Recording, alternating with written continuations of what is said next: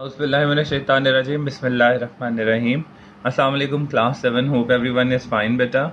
Beta, we are going to start chapter number 11. The topic is Islam in Southeast Asia. We will discuss how Islam came in Southeast Asia and how it spread to. Islam was taken to Southeast Asia not through the military consequences.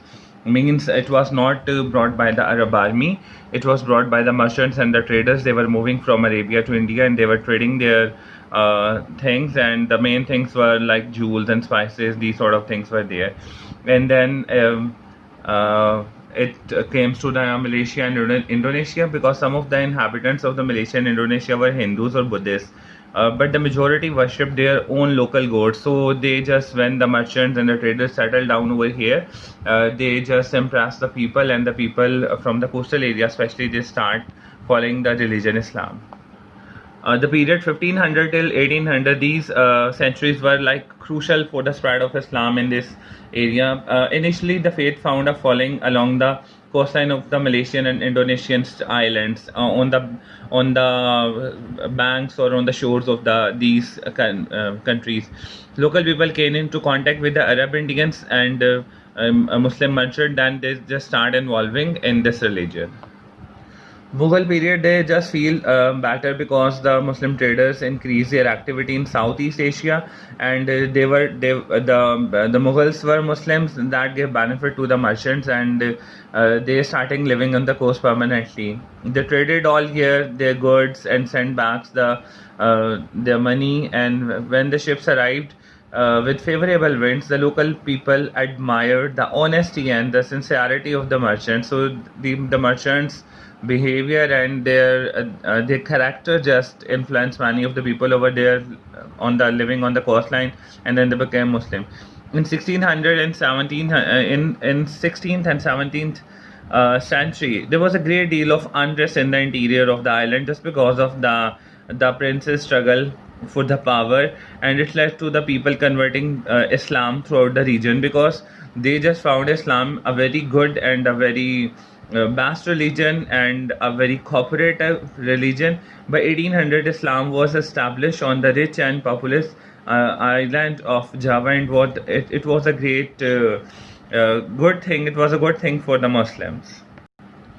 So Indonesia has the largest number of Muslims than any other country in the world, 222.8 million in 2007. Islam is said to have spread here through the Sufi Turuk singular tariqa, means it was just by their own style. That was the Sufi style. What was the Sufi style? They were just good, and they just spread goodness and the good thinking and the good behavior to the other. And but the history is not recorded in detail, so many of the things about the Sufism is still in question, and the people are not sure about that. The Ad Kingdom at the northern tip of Sumatra was known in 17th century as the golden age of Islam in Indonesia, because a large number of people and mostly of the peoples became Muslim.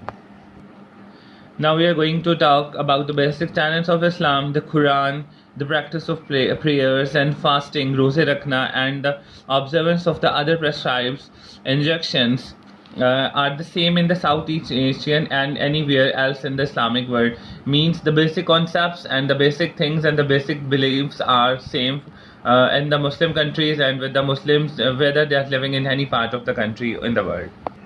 Mongol and Persian were the people who brought Islam to China. Today there are over 14 million Muslims in China, living mainly in the western provinces. Fine.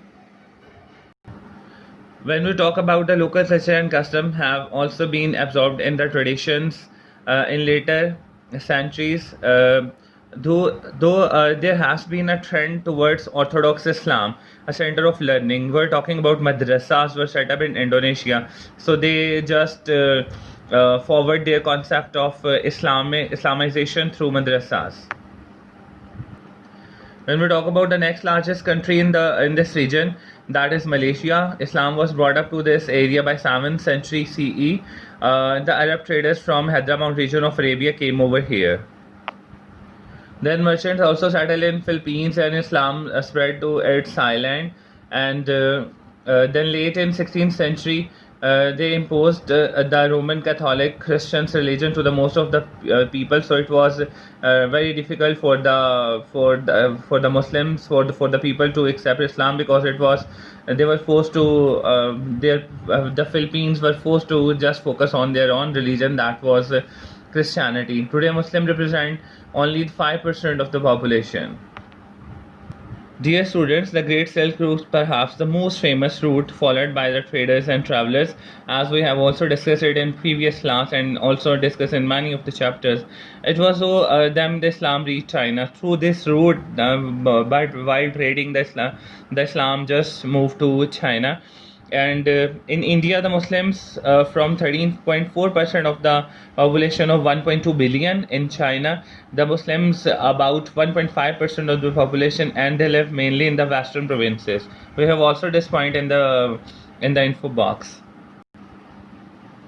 In Central Asia, the Khanate of Bukhara was the seat of Uzbek government, and from it Islam spread to the surrounding countries. The Central Asian states got independence from USSR in 1990, and then Islam just spread to the different religions. Previously, they were just like the other faiths, they had been unable to practice their religion freely since 1917.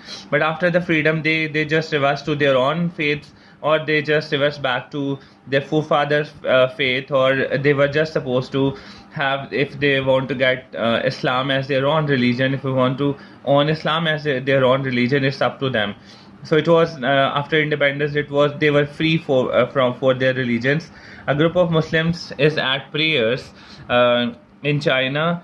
So you can say that the Chinese Muslims are there wherever the place is, in which part of the world the people live. If they are Muslim, they have same beliefs, they have same style of observing fast, prayers, and offering Hajj and all the things. The Quran is the most important book for them. I hope you enjoy this chapter. There are the question answers. I'll share the answers in the Google Classroom, and also share some objective material and some short questions. And beta, you have to just focus on making your own objective points by underlining the important points in your book. Wish you best of luck. Take care. Allah Hafiz.